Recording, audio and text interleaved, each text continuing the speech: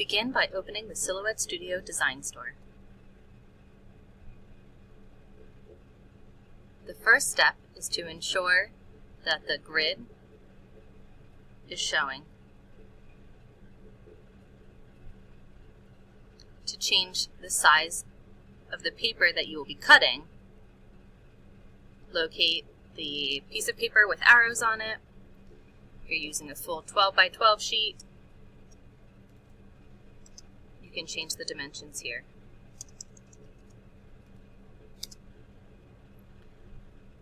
For print paper, 8.5 by 11. This helps to ensure that your cutting images are on the page that you will be cutting. We're going to be downloading a unicorn silhouette. I'm going to go into Google and search unicorn silhouette. Search images. Pick the one that suits your needs.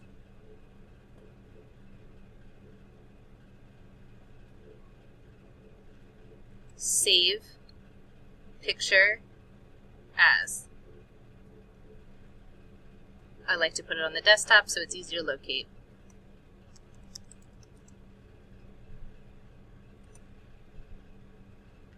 We'll go back into Silhouette and import it. File, import, import to library. Unicorn. Once it shows up in your designs, you can double click, close the library. The next step is to select the trace window, select trace area, cover your entire image. You can see the yellow border. If you're doing only an outer edge trace, this is enough.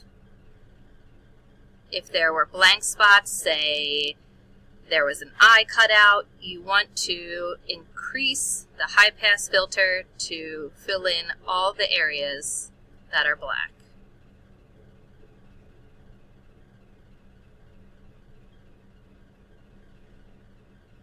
Fine tuning can be done with the low pass filter and the threshold. This looks good to me, so I'm going to trace. Drag away the back layer and delete it. To get as many as I can on this page, I'm going to shrink this and copy and paste the image.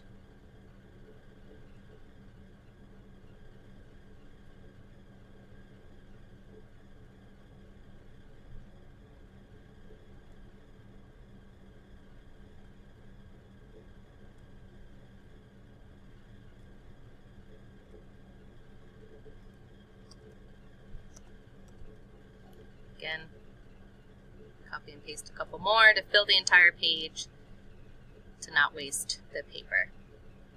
Now that I have 4 unicorns, I'm going to go to the cut settings. Select cut, cardstock, as I'm using cardstock for this project. When you click cardstock, it opens up the editing tool for cardstock. Some is thicker than other. I know that the thickness on this has to be increased because it's a heavier weight cardstock. Because there's lots of fine details, I'm going to double cut it just to make sure that it doesn't get stuck in the little corners. Overcut, I'm going to select on, increase it to 0.1 at the start and 0.1 at the end. This ensures that rather than trying to drag through corners, it's going to lift the cutting edge and place it back down at a corner. Before I begin, I'm going to try and do a test cut to make sure that these settings are correct and cut thoroughly through the paper. And when I'm finished, I'll send to Silhouette.